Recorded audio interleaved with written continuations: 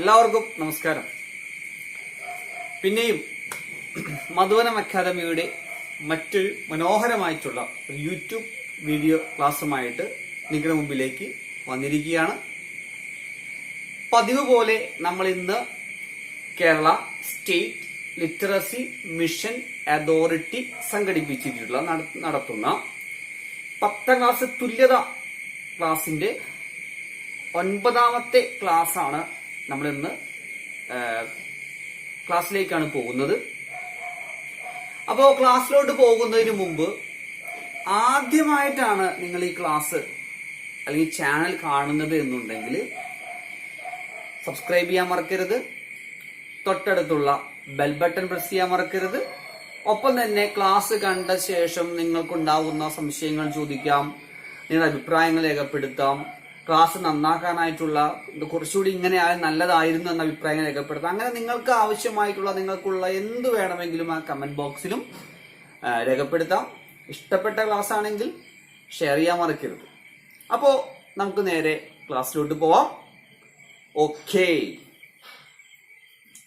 നമ്മൾ ഇന്ന് page number 23 ആണ് ചർച്ച ചെയ്യുന്നത്. പേജ് 23ഉം 24ഉമാണ്. അപ്പോ ഒന്നുകൂടി ഓർമ്മിപ്പിക്കുന്നു, Kerala State Literacy Mission authority, English 10th equivalency, page number 23, 24. നമ്മൾ കഴിഞ്ഞ ക്ലാസ് വരെ നമ്മൾ കണ്ടത് കുറച്ച് കഥകൾ, സെവൻ സുസുക്കിയുടെ കഥകൾ എന്നല്ല, സെവൻ സുസുക്കിയുടെ ഒരു സ്പീച്ച് ഒക്കെ നമ്മൾ പഠിച്ചിട്ടുണ്ടായിരുന്നു. അപ്പോൾ ആരെങ്കിലും ഈ കാണുന്ന ആരെങ്കിലും ആ ക്ലാസ് കണ്ടിട്ടില്ല എന്നുണ്ടെങ്കിൽ നമ്മുടെ ചാനലിലോട്ട് പോവുക, ഹോം പേജ് എടുക്കുക, ഹോം പേജിലെ ക്ലാസ് കൊടുത്തിട്ടുണ്ട്, ആ ക്ലാസ് കാണാനായിട്ട് ശ്രമിക്കുക. അപ്പോൾ നമുക്ക് ഇന്ന് ഒരു ഗ്രാമർ പോർഷൻ ആണ് നമ്മൾ പഠിക്കുന്നത്. അപ്പൊ എന്താണ് ആ ഗ്രാമർ പോർഷൻ നമുക്ക് നോക്കാം. ഞാൻ കുറച്ച് വാക്കുകൾ 4 സെന്റൻസ് ഞാനിവിടെ എഴുതുകയാണ്. First one, because of. Second one, as a result of. Third one, due to. Fourth one, owing to or owing to. ഇതാണ് ആദ്യത്തെ നമുക്ക് പഠിക്കാനായിട്ടുള്ള grammar portion.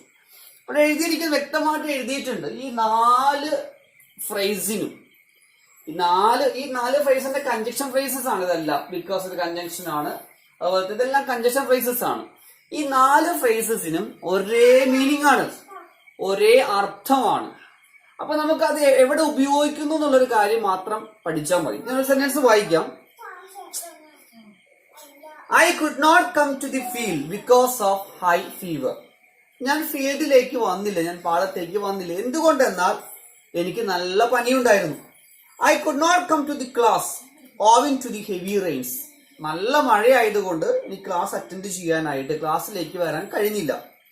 The pond became clean as a result of our sincere effort. ഞങ്ങളുടെ സത്യസന്ധമായ പ്രവർത്തനത്തിന്റെ ഭാഗമായിട്ട് ഞങ്ങൾക്ക് എന്ത് ചെയ്യാൻ പറ്റി?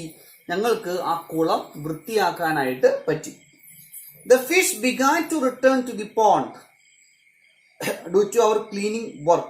The fish began to return to the pond. മത്സ്യം കുളത്തിലേക്ക് തിരിച്ചു വന്നു. എങ്ങനെ? ഞങ്ങളത് അതിന്റെ ഭാഗമായിട്ട്. നമുക്കൊരു 6 ചോദ്യങ്ങൾ ചെയ്യാനായിട്ട് നൽകിയിട്ടുണ്ട്. Question number 1, the student could not reach schools and colleges dash the heavy rain. വളരെ സിമ്പിൾ ആണ്. ആൻസർ എന്തായിരിക്കും? The student could not reach the school. കുട്ടികൾക്ക് സ്കൂളിലേക്കും കോളേജിലേക്കും വരാൻ പറ്റിയില്ല. എന്തുകൊണ്ടാണ്? Owing to the heavy rains. Owing to the heavy rains. എന്തുകൊണ്ടാണ്? ആൻസർ എന്താണ്? Owing to the heavy rains. ഇതാണ് answer. Owing to the heavy rains. രണ്ടാമത്തത്, the fish in lakes and ponds die dash of the pollution. എന്തായിരിക്കും? because of the pollution. Pollution കാരണം മീനുകളും ഇതെല്ലാം ചത്തുപോകുന്നു. many animals and plants have become extinct as a result of. third answer എന്തായിരുന്നു? as a result of. third answer as a result of. Seven Suzuki is afraid to breathe because of his feet, because of her fear. പേടി കാരണം ശ്വസിക്കാൻ ബുദ്ധിമുട്ടാണ്. Dash his hard work, Midun was able to pass his examination because of his hard work. എന്താണ്? Because of his hard work. Fifth answer എന്താണ്? Because of his hard work. Sand is very expensive these days. As a result of his scarcity. അതിന്റെ കിട്ടാനായിട്ടുള്ള ബുദ്ധിമുട്ട് കാരണം, scarcity rare, കിട്ടാനായിട്ടുള്ള ബുദ്ധിമുട്ട് കാരണം ഈ കാലഘട്ടത്തിൽ മണലിന് നല്ല വിലയാണ്. ഇപ്പൊ ഫസ്റ്റ് ആൻസർ എന്തായിരുന്നു? Owing to. സെക്കൻഡ് ആൻസർ എന്തായിരുന്നു? Because of. തേർഡ് ആൻസർ എന്തായിരുന്നു? As a result of.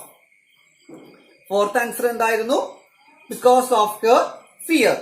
Fifth answer because of. And sixth answer എന്തായിരുന്നു? As a result of. ഇങ്ങനെയാണ് അത് വരുന്നത്. ഒരു കാര്യം പറയാൻ വിട്ടുപോയി. First answer owing to the എന്നാണ്. ഒന്നുകൂടി ഓർമ്മിപ്പിക്കുന്നു, owing to the heavy rains. Okay, നമുക്ക് അടുത്തത് പേജ് നമ്പർ 24 പോവാം. നമുക്ക് അവിടെ ഒരു ഗ്രാമർ പോർഷൻസ് ആണ് പഠിക്കുന്നത്. അപ്പൊ നമ്മളിപ്പോ പഠിച്ചത് ഞാൻ പറഞ്ഞല്ലോ, ഈ 4 ഒരേ മീനിങ് ആണ്. നമുക്ക് എവിടെ വേണമെങ്കിലും ഉപയോഗിക്കാം. പ്രത്യേകിച്ച് ഇത് പഠിക്കുന്നതിനുള്ള റൂളൊന്നും ഗ്രാമറിനകത്ത് പറയുന്നില്ല. നമുക്ക് സാഹചര്യം അനുസരിച്ചിട്ട് നമുക്കത് ഉപയോഗിക്കുന്നു എന്ന് മാത്രമേ ഉള്ളൂ എന്ന് പ്രത്യേകം ഓർമ്മിപ്പിക്കുന്നു. അപ്പൊ നമുക്ക് അടുത്ത ഒരു പോർഷനിലേക്ക് പോവാം. അടുത്ത പോർഷൻ എന്ന് പറഞ്ഞു കഴിഞ്ഞാൽ ഒരു ഗ്രാമർ പോർഷൻ ആണ്. വളരെ സിമ്പിൾ ആയിട്ട് നമുക്ക് പഠിക്കാവുന്നതേ ഉള്ളൂ. പേജ് നമ്പർ 24 എടുക്കുക എല്ലാവരും. അതിൽ ഞാൻ അതൊന്നും വായിക്കുന്നില്ല. അതൊക്കെ വായിക്കാൻ പോയി നിങ്ങൾക്ക് ആകെ കൺഫ്യൂഷൻ ആവും. അതിലേക്ക് ഒന്നും നിങ്ങളിലേക്ക് ഞാൻ എഴുതുന്നില്ല. ഒരു സെന്റൻസ് സിമ്പിൾ ആയിട്ട് എഴുതണം. ഇപ്പൊ നടക്കുന്ന ഒരു കാര്യം നമുക്ക് എഴുതണം. ഇപ്പൊ ഞാൻ നിങ്ങളെ എന്ത് ചെയ്തുകൊണ്ടിരിക്കുക? പഠിപ്പിച്ചുകൊണ്ടിരിക്കുക. അപ്പൊ എനിക്ക് എങ്ങനെ എഴുതാൻ പറ്റും? I teach English. നിങ്ങൾ എന്ത് പറയും? നിങ്ങള് യു ലേൺ ഇംഗ്ലീഷ്, അല്ലെ? You learn English. ഞാൻ നിങ്ങളെ ഇംഗ്ലീഷ് പഠിപ്പിക്കുന്നു. നിങ്ങൾ എന്ത് ചെയ്യുന്നു? നിങ്ങൾ ഇംഗ്ലീഷ് മനസ്സിലാക്കുന്നു. 2 സെന്റൻസ് എഴുതിയിരിക്കുന്നു. ഇനി നോക്കിയേ, ഇത് നമ്മളിവിടെ ഈ 2 ഐ ആണെങ്കിലും യു ആണെങ്കിലും ഇതെല്ലാം ഐ സിംഗുലർ ആണെന്നുണ്ടെങ്കിലും പ്ലൂറൽ കോൺസെപ്റ്റിലാണ് ഉപയോഗിക്കുന്നത്. പ്ലൂറൽ കോൺസെപ്റ്റിലാണ് അത് ഉപയോഗിക്കുന്നത്. യു എന്താണ്? പ്ലൂറൽ ആയിട്ടാണ് ഉപയോഗിക്കുന്നത്. യു പ്ലൂറൽ ആയിട്ടാണ് ഉപയോഗിക്കുന്നത്. അപ്പൊ നമുക്ക് എന്ത് തോന്നുന്നു? ഇവിടെ വെർബിനൊന്നും മാറ്റം വന്നില്ല. അപ്പൊ ഐ സിംഗുലർ ആണെന്നുണ്ടെങ്കിലും പ്ലൂറൽ കോൺസെപ്റ്റിലാണ് ഉപയോഗിക്കുന്നത്. അപ്പൊ അത് പ്ലൂറലിന്റെ നിയമം തന്നെയാണ് അവിടെ വരുന്നത്. യു പ്ലൂറലാണ്, പ്ലൂറൽ നിയമം വന്നു. നമ്മളിനി മാറ്റിയിട്ട് സിംഗുലർ ആക്കാണ്. ഞാൻ ഇവിടെ ഹി എന്നാക്കണം. അവൻ പഠിക്കുക എന്നാക്കണം. അപ്പൊ എങ്ങനെ പറയാൻ പറ്റും? He teachers English. അവൻ ഇംഗ്ലീഷ് പഠിപ്പിക്കുന്നു. അപ്പൊ നോക്കി നിങ്ങള്, ഇവിടെ ടീച്ചർ എന്നാണ്, ഇവിടെ ടീച്ചേഴ്സ് ആയിരിക്കുന്നു. എങ്ങനെ ടീച്ചേഴ്സ് ആയി? അതായത് ടീച്ച് എന്ന് പറയുന്ന വേർഡിന്റെ കൂടെ എന്തുകൂടി ആഡ് ചെയ്തിരിക്കും? എസ്. അപ്പോ അതെങ്ങനെയായിട്ട് വന്നു? ടീച്ചേഴ്സ്. എന്ത് എസ് ആഡ് ചെയ്യാനുള്ള കാരണം? Teach plus does. അതായത് സബ്ജക്ട് സിംഗുലർ ആണെന്നുണ്ടെങ്കിൽ വെർബ് ഫോമിന്റെ കൂടെ എന്ത് ആഡ് ചെയ്യണമെന്നാണ് റൂള്? ഡസ് എന്ന് പറയുന്ന വേർഡ്. എന്തിലാണെങ്കിൽ? പ്രസന്റ് ടെൻസിലാണെങ്കിൽ. ഏത് പ്രസന്റ് ടെൻസിലാണെങ്കിൽ? സിമ്പിൾ പ്രസന്റ് ടെൻസ് ആണെങ്കിൽ. മനസ്സിലാക്കുക, ഒന്നുകൂടി ഞാൻ പറയുന്നു. നമ്മൾ 2 സെന്റൻസ് ആദ്യം എഴുതി. I teach English. ഞാൻ ഇംഗ്ലീഷ് പഠിപ്പിക്കുന്നു. ഐ എന്ന് പറഞ്ഞാൽ ഒരാളേ ഉള്ളൂ, സിംഗുലർ ആണ്. ബട്ട് നമ്മൾ എങ്ങനെയാണ് കോൺസെപ്റ്റ് ചെയ്യുന്നത്? പ്ലൂറലാണ് കോൺസെപ്റ്റ് ചെയ്യുന്നത്. രണ്ടാമത്തേത് യു. യു എന്ന് പറഞ്ഞാൽ പ്ലൂറൽ ആണ്. അപ്പൊ യു പ്ലൂറൽ ആവുമ്പോൾ എങ്ങനെയാണത്? ആ പ്ലൂറൽ നിയമം തന്നെ വന്ന് എസ് ഒന്നും ചേർത്തില്ല. പക്ഷേ സബ്ജക്റ്റ് സിംഗുലർ ആണെങ്കിൽ, മനസ്സിലാക്കുക, വ്യക്തമായിട്ട് മനസ്സിലാക്കുക, സബ്ജക്റ്റ് സിംഗുലർ ആണെന്നുണ്ടെങ്കിൽ വെർബിന്റെ കൂടെ എസ് ആഡ് ചെയ്യണം. എന്തുകൊണ്ടാണ് എസ് ആഡ് ചെയ്യുന്നത്? വെർബിനോട് എസ് ആഡ് ചെയ്യാനുള്ള കാരണം എന്തുകൊണ്ട്? ഡസ് എന്ന് പറയുന്ന വേർഡ് വരുന്നത് കൊണ്ട്. ഡസ് എന്ന് പറയുന്ന വേർഡ് വരുന്നത് കൊണ്ടാണ് അവിടെ എന്ത് ആഡ് ചെയ്യേണ്ടി വന്നത്? യെസ് എന്ന് പറയുന്ന വേർഡ് ആഡ് ചെയ്യാം. അപ്പൊ ടീച്ച് പ്ലസ് ഡസ് എന്തായിട്ട് വന്നു? ടീച്ചേഴ്സ്. ലേൺ പ്ലസ് എസ് എന്താ തോന്നുന്നു? ലേൺസ്. പ്ലേ പ്ലസ് ഡസ് എന്താ തോന്നുന്നു? പ്ലേസ്. അപ്പൊ അങ്ങനെ മാറി മാറി വരുന്നു. അപ്പോ I sit on my chair reading. I sit on my chair reading. You sit in the garden and listen to the birds. പക്ഷികളുടെ പാട്ട് കേട്ടു. ഗാർഡനിൽ ഇരുന്ന് പക്ഷികളുടെ പാട്ട് കേട്ടു എന്നൊക്കെ പറഞ്ഞിട്ടുണ്ട്. അപ്പൊ നോക്കാം അടുത്ത്.